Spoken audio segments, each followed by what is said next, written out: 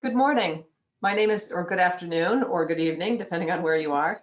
My name is Karen Wills. I'm the SVP of Marketing here at Strategikon. I'm going to be the disembodied voice that's going to kick off this thing and run the polls and kind of do all the background work here. I would like to welcome you all to our Straight Talk webinar on how important cost benchmarking is to clinical trial outsourcing. Before we actually get started with our panelists, I'm going to go through a little housekeeping things, as I know you guys are all pretty much used to. First of all, let's just keep an eye out for several other webinars that we have coming up throughout the fall. There'll be a range of topics, including an in-depth demo of our portfolio platform, which is something that a lot of people are interested in looking at, especially as they're coming up on their budgeting season. The ins and outs of generating statements of work, and some more information on vendor management, and some, a lot of people are interested in the Clinical Maestro Vision application as well. So keep an eye out for those. We'll keep you guys all posted when we have those scheduled and up. And if you're looking for actually some other information, don't forget to check out our new blog that we have. It's on our website under the resources. There's a couple up there now. In particular, one is called Cost Benchmarking, which is a nice complement to this webinar. So I would suggest you go take a look at that. And don't forget to if I could speak, we'd be all set. Don't forget to enter any questions you may have in the question panel of the webinar, GoToWebinar app. I'll be monitoring these during the course of the webinar and getting them to our panelists during the session. So that's it for me. Let me now just introduce who our panelists are. First, I'd like to introduce Anca Copaescu, who is the CEO of Strategikon. She's actually the visionary behind Clinical Maestro. Frustrated by existing solutions, Anca created the platform based on more than 15 years in clinical research with both sponsors and service providers. And as head of clinical outsourcing at BioMarin, and with the experience behind her of 2 global CROs, Anca has unique insights into clinical business operations and has translated all of that knowledge that she has into the powerful Clinical Maestro platform. And our guest speaker for this Straight Talk is Rene Stephens, who is a biopharmaceutical research and development industry consultant with over 25 years of business operations and outsourcing experience. Rene's worked within the pharmaceutical, CRO, SMO, and technology companies within pharmaceutical industries. He has a great understanding of all aspects of the critical path of development, including outsourcing and procurement strategies, vendor relationship management, clinical operations, finance, and much, much more. So welcome, Rene, and thank you, Anca, for participating. And I will kick it off to you guys right now. So Anca, take it away. Thank you so much, Karen.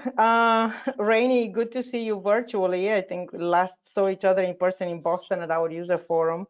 Thank you for joining today's meeting. And I think the timing for this webinar could not be better. Vacations are semi-over. People are hopefully energized. Budget season is in full swing. But I think we can both acknowledge that this year, 2023, was not an easy year. Mostly due to general macroeconomic conditions. If you look at the challenges in biotech funding and a lot of stocks really collapsing, major reorganizations by larger players in our industry, a resource crisis, which I think everybody acknowledges, taking people from the CRO to pharma and from pharma to CRO. And not last but not least, high inflation. What are your thoughts in terms of how these general conditions have impacted clinical outsourcing? So thanks, Anca, first of all, for having me on. This will be kind of fun, I think. And I would also say that, it's been probably one of the busiest Augusts that I've seen in a while. So I don't know what's up with that, but it's been interesting to see quite a bit of activity happening within clients I'm working with and other companies and people I know that, some are trying to take vacations, but the workload has just been pretty high anyway. And I kind of wonder if that's related as well to what we're seeing going on out there based on, the macro setup that you just outlined, which I think is a good one to focus on because, models are always changing within the outsourcing world, right? So, but they're still basically the same. You've got, full service outsourcing, you've got tactical hybrid outsourcing, you've got functional service provider outsourcing.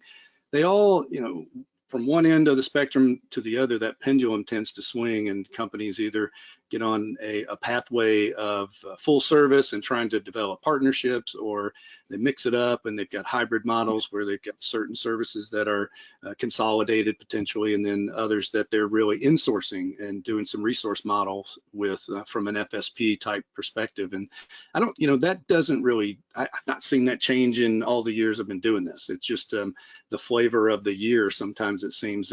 But I think the economic pressures and inflation and the ongoing resource issue that we have in the industry, we've been talking about it for years. It's not really changed, although we may see some influx of talent coming in to consulting firms or CROs potentially, or other types of service providers, even more so from the sponsor side, to your point about layoffs, and staff reductions in companies based on changes. There was something I heard the other day about biotechs that have actually gone bankrupt or closed this year. There's been a record number of those especially up in the Boston area, where the hubs are, more so than before. Money's tighter, and the performance expectations are clearer. And even this morning, I was reading, to give you another example, about the private equity markets and the IPO markets.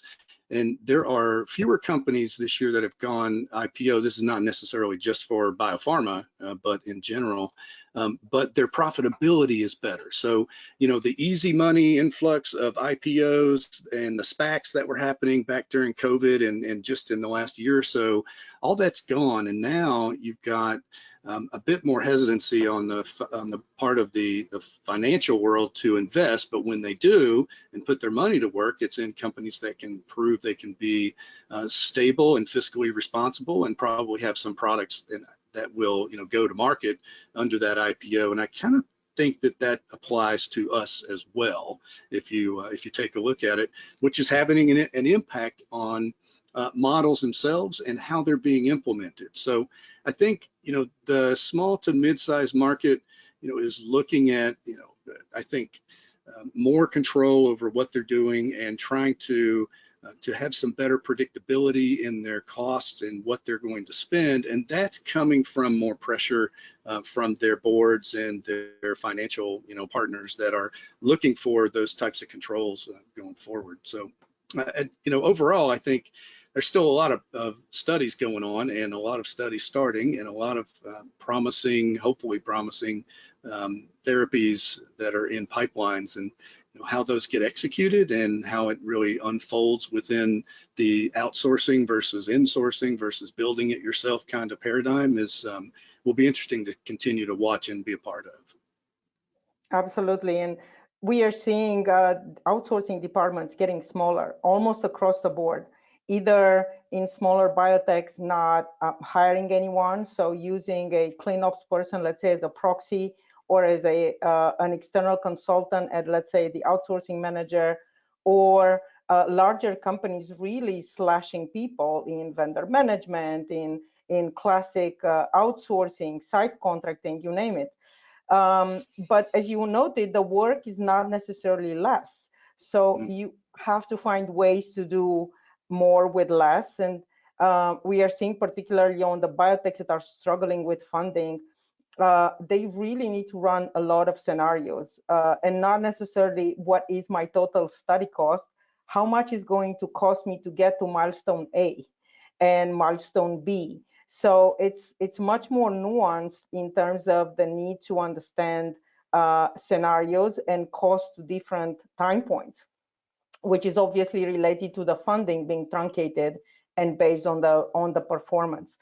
But we all know cost predictability is really important to clinical development. I think that's why strategic partnerships were created. It's pharma's need to understand what the next study would cost, and a lot of energy has been put, particularly pre-COVID, on designing fixed cost models, which we are also now seeing falling apart because the CROs are more reluctant to some extent to commit to the fixed cost they agreed to when the costs were more predictable prior to inflation, or maybe putting too much risk into negotiating new fixed units, so embedding or maybe over padding in expectation of the macroeconomic situations still being challenging.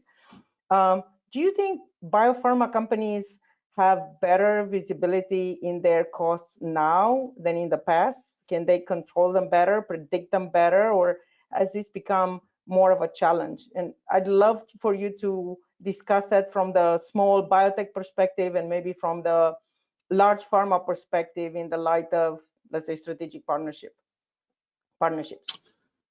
I think control is an interesting, concept within that, because I think if you're thinking to your point about what's going on with negotiations with CROs, for instance, and their pricing and their price points, and inflation was almost a non-issue in MSAs up until the last 18 months or so, and now and even in those, I've seen in those existing contracts where inflation wasn't really considered, or it was very loose or very low, as far it just wasn't really dealt with because we haven't seen a lot of it. But then some of the CROs coming back to their sponsors to say, hey, I know it's not in the contract, but can we talk about some cost recovery here because of inflation? Our costs are going up. And some sponsors, it depends on the partnership level, I think, within those dynamics, whether or not that really is something that gets put on the table and dealt with. But as far as control in that whole dynamic, if you're looking externally, I think not as much control, right? To your point about predictability and benchmarking and figuring out how much is it going to cost me, there's more variability. Site costs have gone up, CRO costs are going up. So falling back on your database that you have used forever to predict what your costs might be when you put a new program into play, you got to add a fudge factor to it. I think probably more so than you would have in the past, where if you took those costs and you added 10% just to be safe, maybe you're now looking at adding 20 or 25 or 30% on top of that, because you don't really know until you get into it what it's going to be like. And it's funny, our industry, it always comes back to the people that you've got on the teams and how much they're allocated to your projects and what that utilization rate is for them internally. How many projects are they running? Are they at if somebody's sitting at 90 to 100% utilization, they're going to burn out eventually, and that's going to affect your project. That's all influenced by what's going on in their pricing and in the market and trying to keep people. So you have all these competing forces about retention and quality of life, but also milestones and deliverables, but also rising costs and inflation and people wanting more money, and also a resource shortage, which makes the demand for people, outside of what you look at the macro across the U.S., where I saw that open jobs have come down pretty significantly in the past month or two. In our business, I think there's still, even with layoffs going on within R&D, there's still quite a need for good people. All those things are competing, so control is hard to maintain within that environment to predict where you're going with the program. Internally, though, I think maybe yes, there's more control internally. So to your point, they're freezing hiring, or they're slowing it down, or companies are implementing short-term resourcing, which is where I play in many cases with some of my clients. It's short-term stints, to do a specific project, or to help with a strategy, or to help course correct with an issue that's going on, or embedding a temporary labor model not necessarily like an FSP, but within the outsourcing space, and how you get those engagements completed, the negotiations as well as the contracts, and then the management and maintenance of those contracts and the relationships. That's all falling to already a small pool of people in our world, right? And I have said a number of times in the past few months to people that I'm working with is, how many 25+ year people do we have out there that are, sitting around doing nothing? And there's not hardly any. And so finding good people to work in this space is getting harder. So if you're relying on tools that may not, or data sets that may not be as relevant because they're recent and not as predictable, and you don't have as many good people sitting in there that can help you navigate through some of those nuances and those challenges, then you need something else, maybe like a tool like Maestro, for instance, right? And I know that we did not plan that plug, but I just made it. So there you go. Look, we are seeing some truly interesting things, and I've said that many times in other discussion or at conferences. It's not about the rates, it's about the number of hours and the composition of resources. We both know how much time it's spent negotiating rates and trying to fix them. As we are deploying Clinical Maestro with different customers, we are seeing very different models to manage inflation. So let's say a CRO says, yes, it's a fixed rate for 2023, but come January, it's going to be something else. So all that effort in negotiating 2023, which is 6 months, it's going to, restart in January and may restart again. Others are putting it as a bottom line adjustment, but the bottom line is a number that is composed of aggregated resources that are impossible to untangle unless you have many 25 years of experienced people to try to untangle that. So it's not easy. And because of the change in resources, seeing more junior resources also trying to balance the cost. So you may use a more a CRA with, let's say, 2 years of experience, so you can get a better rate. But hey, stop and look at the hours. It's twice as much. So if you look at the total cost, has it really gone down? Not really. I don't think so. No, not really seeing that nuance just yet. But I'm curious, because I know we too can talk about this all day long. I'm curious what the audience is thinking about this, and we prepare some polls. So Karen, can you help us out? Sure. Okay. Let me launch Nice. our first poll, which is compared to 2020, if you guys can think back that far and make sort of a mental comparison. How much did your CRO costs increase from then to now? So just go ahead and vote and let us know your. So we need some Jeopardy music, right? So we need a little music for it. Yes, exactly. Well, the votes are coming in fast and furious, so it's pretty interesting. So I'm watching the numbers change. I know you guys can't see it right now, but I'll share with you momentarily. That's all right.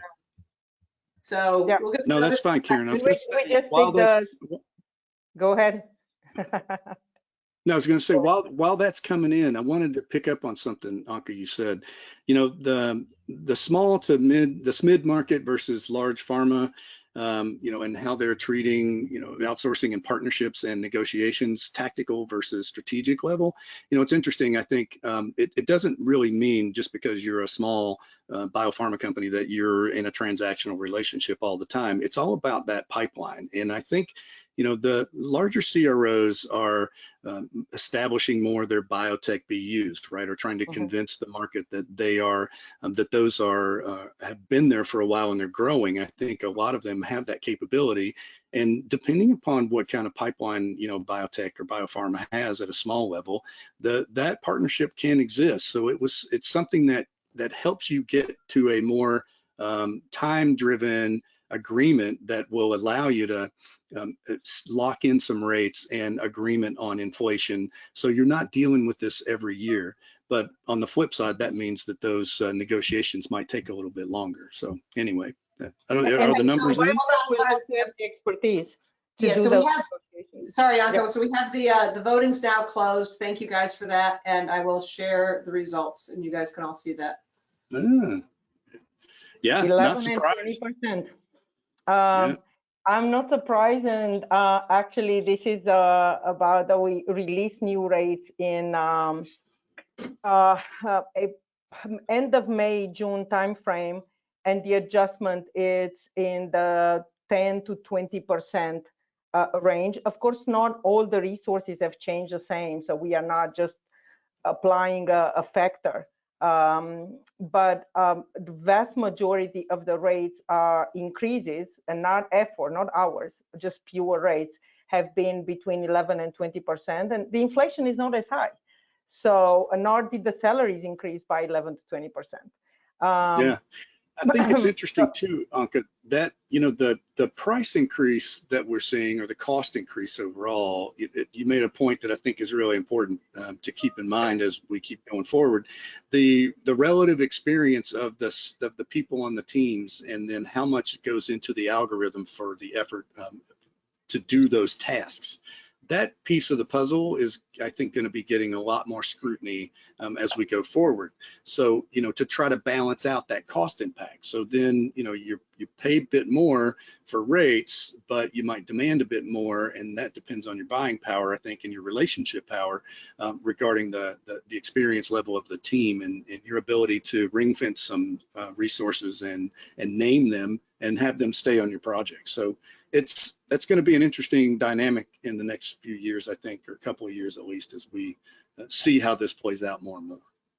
Yeah, and Rene, we are resisting making further adjustments because the data has been bumpy.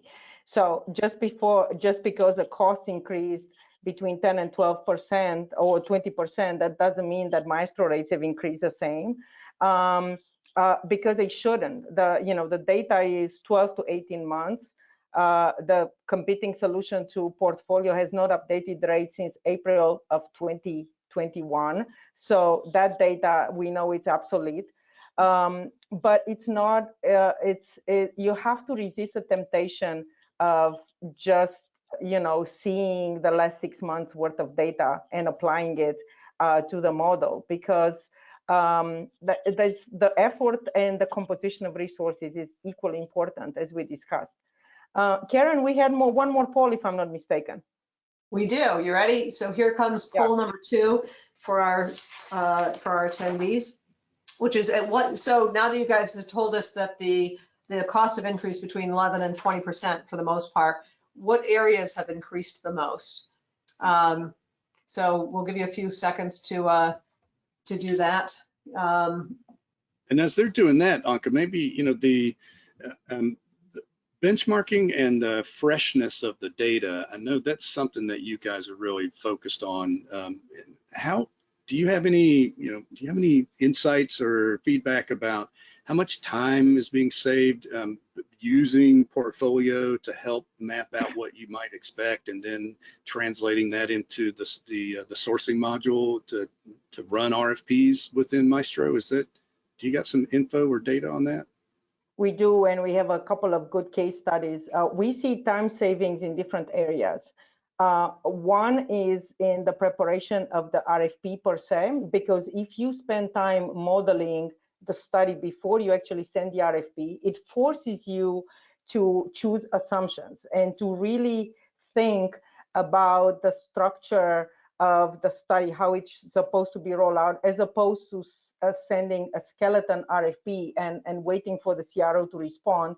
Because guess what? They will respond in good faith, but they will have their own interpretation of data and of assumptions. So you will see variances in cost, not necessarily because one CRO rate is higher than the other. It's because the specifications that were sent in the RFP were vague, and the cost expectation of the sponsor is equally vague. So the time saving is on the CRO as well. Receiving a well-rounded RFP with clear assumptions, that saves times on the CRO team, who unfortunately has 2 weeks to respond on a protocol that the sponsor might have spent 2 years working on. So that's an imbalance right there. then the biggest savings that we see are in the due diligence. And that applies to large pharma and small pharma. For small pharma who is seeking to get benchmark through competitive bidding, let's say sending the RFP to 5 CROs, maybe you don't really need 5 CROs. Maybe you really need the 2 that can really, they really have the expertise to execute on your study and rely on Maestro, because honestly, we are seeing 100% variance between lowest cost and highest cost on the first round of bidding. Again, that doesn't mean that one CRO is cheaper than the other. It means that they interpreted data differently. So you are forced into doing more bidding rounds and more bidding rounds. And that is draining on the smaller outsourcing department, not to say it's draining on the CRO that has to go through all these multiple resubmissions. For larger pharma, the bidding is largely non-competitive, as you know. It goes to CRO A or CRO B or just CRO A. In this case, because you have the ability to set up the CRO partner model in Maestro, that increases the ability to do due diligence during bidding, and you still have the market data. So That's right. You still, even if it's completely non-competitive, you can still look, hey, you know, project management is 3 million and Maestro is 2.5. Hey, maybe we can talk, well, let's talk about this 500,000. Where is it? And maybe there is a good reason for it. Maybe there. Sorry, Anca. Funny you should mention project management. Let me share the results here. Look at that. Ooh. There's not really a question as to where the other things have come in. So overwhelmingly, 67%. That is actually surprising to me. This is one area that even in the most engineered strategic partnerships that I have seen, it's not fixed. It's variable. So variable. And I would say, Anca, if I could, you know, it's an interesting thing. I remember years ago in this industry, you know, 25% of your budget being in project management was that was your tolerance level. That's been going up, especially as the rise of oncology studies and the focus specifically on disease states more and personalized medicine. You need good, solid project management, and I think sponsors are willing to pay for that, but it doesn't always translate into more effective delivery, and the oversight role on the sponsor is still pretty big. That's a burden that you have to carry. But it's funny. I see anywhere from 40 to 60% now sometimes on project management and budgets, and it does keep going up.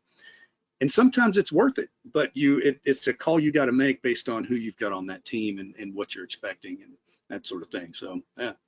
It's an interesting For me, it's a curveball because studies have not become more complex in the last 2 years. I mean, we've been running complex design studies as an industry for the last 10, 15 years, granted increasingly more complex, but it's not that post-COVID, the complexity have gone to the roof or the logistics have become more complicated. So to me, there is no justification of the project management going up so much. My personal interpretation, seeing the data that we are seeing, it's more about the fact that there is a pressure on fixing units. Like, I want to know that one IMV in China is $1,800. I'm making it up right now. So the desire to fix certain units, which is a lot in the clinical conduct, is putting pressure into project management. And there is also a very important issue related to mapping. The sponsors tend to have less than 10% of the CRO tasks. So sometimes I've been amazed seeing the bid grid boil down to like 20, 30 lines. Well, the CRO, we know they have thousands of activities that they are reporting on and tracking resources on. So when there is nowhere to map, it goes into project management. And when you start peeling the onion, what's under project management, you'd be surprised. Are the meetings, are, you know, all sorts there's of internal team calls and that are not exactly project management. So again, the sponsor is trying to simplify the due diligence because they have less people. that actually makes the work of the CRO harder because they have to slam things into somewhere. The costs are still there, and that blinds people, that blinds visibility.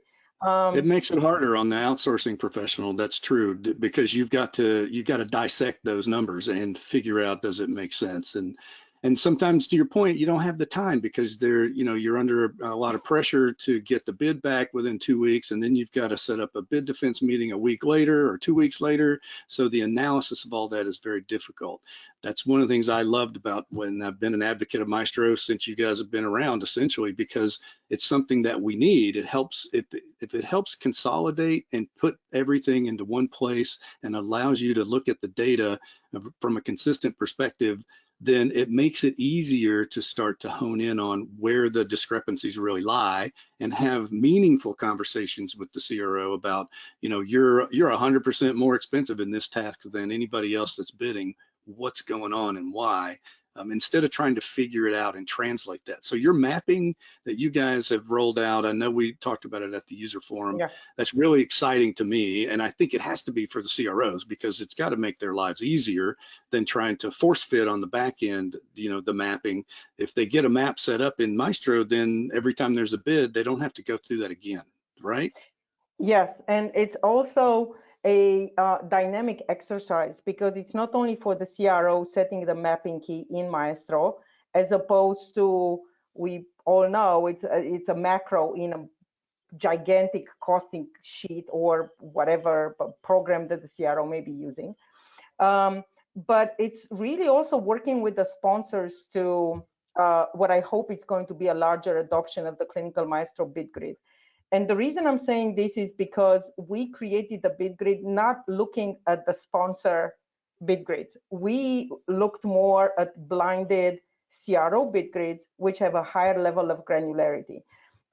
So if you open the window to more transparency, instead of creating aggregated units, because one danger of mapping 10 CRO tasks, one being measure of units site, other month, other site month, other patients, is that you end up rolling them up to a completely artificial unit that makes it impossible to report on throughout the duration of the study. So I understand why the sponsor wants fewer tasks, because they want to do the due diligence faster, especially because they rely on Excel. Even the gigantic top 5 pharma, they're still doing it in Excel. But now you introduce sourcing technology, it doesn't matter if you have 5 tasks or 500, and because you can isolate the variances using technology, so you don't have to do that manual work all the time. That's right. So we are early in the adoption with the bid grids. So we've had one top 3 CRO completed the exercise. We have a couple more working on the solution, and it's probably going to take 6 to 12 months to stabilize this. But I'm excited to write a case study or I'd like to do a webinar with the CRO actually, and I know we have a couple in the audience today. So to see how can we as an industry make this complicated due diligence easier, because we complicate it ourselves. Sourcing can be significantly easier if it weren't for the outsourcing professionals who have really complicated the hell out of it. So we didn't do that. Come on. Trying to. But so one thing that was interesting, getting a little short on time, so if you guys want to move it along and get your answers a little more succinctly, that would be great. I knew 30 minutes wasn't going to be enough, but all right. On behalf of our attendees here. Yes, I'm sure. Everybody's got meetings they got to go to, I bet. Okay, so then I'm going to throw one last question. We had more polls, but we always get over ambitious, and with you, Rene, is difficult because, again, we can go on and on and on. So how important is it to have a benchmark before sourcing, in your opinion? So I think it's really critical, and we've talked about this a little bit already, in some of the other parts of the discussion today, you know, if you're just relying on your history, your historical database and what you've spent in the past, that doesn't mean that goes away if you look to an external source, right? Like if you're using the portfolio module and trying to benchmark that way when you're setting it up, or setting up an RFP and getting that cost through Maestro. But it gives you that additional layer of unbiased data, so that you know, it's not your own company data that then tells you that this is what it should cost because it's been run with the CROs that you have worked with for your company, but it's others. And I think that's really important to help you confirm and justify what your expectations should be when you get into the actual due diligence and negotiation phases with the CROs. If your guardrails are not really set up properly, then you may be way surprised, over expecting what you should be getting from a cost perspective. Because, you know, Anca, for me, I always try with my clients, and that includes, you know, the clinical teams themselves that I'm working with, I try to take the cost out of the equation. I don't want the decision to be based on the cost, because it's not really what's most important is who you're getting for that team, what they're promising that they're going to deliver on, and then how they're going to meet your timelines, and then the meshing of those cultures. If it comes down to cost, then other things are off. So if we can take that out by normalizing, making things consistent, getting benchmarking data that gives you a better representation or expectation of what you should pay, well, that makes that process a little bit easier. And then when it comes to negotiating, then it changes the dynamic a little bit. So I think it's critical and important, and I'm glad you guys continued to invest in your technology and make it better, because it's an evolution. No, thank you so much. And I would say that from my perspective, benchmark data should be directional. There are reasons why choosing a more expensive CRO makes complete sense. Again, it has to do with not using average resources, using senior resources, picking a country that is more expensive but enrolls patients faster. So it's never one direction, and timeline may be of essence. And we've seen that modeling COVID studies. Who cared about the cost at that time? Can we enroll 30,000 patients in 2 weeks? So again, benchmark data should only be viewed as, and not only, but in my mind, it should be viewed as giving direction, sense, and roundness to that RFP, and forcing the sponsor to think about the operational plan, as you said, and a conversation starters. It doesn't just, as the last thing, I know we got to go, it doesn't just help in the moment when you're sourcing something, but from that, from the portfolio module, when you're looking at your pipeline and you're thinking, what are these going to cost me as we keep going? It gives you a much better picture of what you might be looking at down the road. So I think there's two use cases in that, which are both really important, and I think for smaller companies really critical on that on the benchmarking across the portfolio or the potential pipeline, you know, angle. So anyway, particularly with difficult fundraising. So before we close, Karen, I want to for whomever is still on the line, because we will share the recording, by the way, so if you had to go, you can still watch us talking here. I would love to get a question from the audience if we have any. Yes, actually, we do have one that just came in regarding change orders. So it says, change orders are unavoidable, but can they be anticipated and costed out? So you had to know this one was coming. So change orders are such a part of this budgeting. So yeah, go ahead. I'll respond very quickly on this one and pass it on to Rene. It comes again to the initial selection. If you may choose cost is your criteria for the CRO and squeeze the CRO too much during the selection, guess what? You should expect a change order, and we know there are an average of 4 or 5.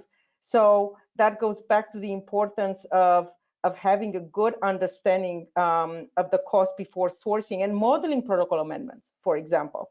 So sure, they can be costed out. Now that the sponsors are notorious for changing protocols, that cannot be costed out to some extent.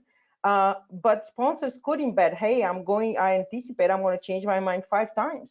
What would that cost me? And try to anticipate that with the CRO, as opposed to going for the perfect scenario that never happens. and the lowest cost, that also never happens. So just my perspective from Maestro. And I think that's a good point about that too, Anca, as far as modeling, in scenarios. If you were thinking of different designs and those show up later because of, recruitment is slower than you anticipated or whatever, and how you set up that contract also impacts that too. And what if you're really going for a fixed price based on the specs at the time and there's no changes, well, then you wouldn't have any change orders, right? But we know I've never seen that actually ever happen. But you try to get close, and you're trying to nail down the promises made by the CRO of what they can deliver, but that relies on the strength of your protocol and the design. And if it's hard to predict, but you have to assess your own internal culture, and that's not really something that a tool is going to help you with. If you're constantly putting wish lists in and everybody gets what they want in a protocol, and then eventually you find out you can't execute that and you got to change it, well, yeah, you're going to have change orders, and that's just the way that is. It's a tough question because you could set up a deal where you have you commit to a certain price point based on the scope and the scale and the protocol at the time and deliver against that. And you have maybe you can work out an arrangement through the negotiations where, you do clawbacks or you offer incentives to beat the timelines, even if there are changes. And, there are ways to deal with it, but in the absence of any of that type of relationship or discussion, the tighter you squeeze, then the more you should expect to be nickel and dime down the road. I mean, it's kind of the way it is. But I know no company out there, especially now, is sitting around going, well, let's just throw an extra, 10% into this budget just to make sure we don't get a change order. No, that's not the reality either. No. And I tend to be on defense of the CROs, not only because I worked on the other side, and because I know that the industry is genuinely well-intended. And if one CRO would be making a ton of profit versus the other, you will see that in their public filings, and they aren't. So I think it's more, at the end of the day, it's all about relationships, trust, and starting out with a sound plan.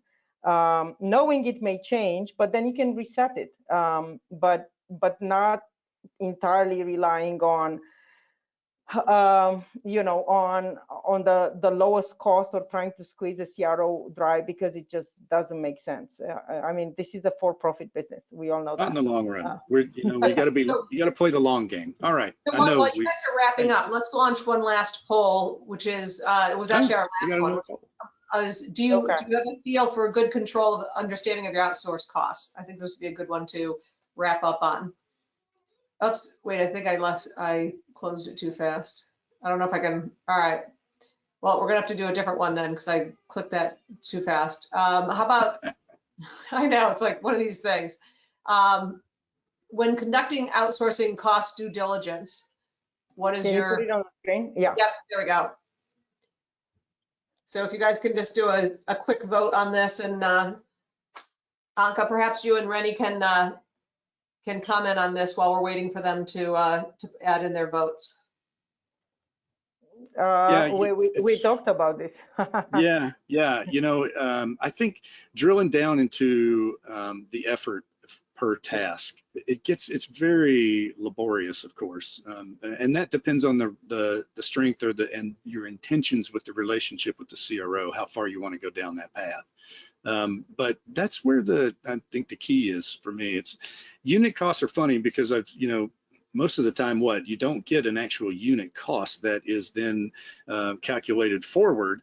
You get a total cost based on the algorithm that's in that CRO's system that's then back calculated into a unit cost, which doesn't really work, right? I mean, it works for them, but it doesn't really work for you, because then when you change the number of units, that doesn't necessarily mean that your unit price follows through.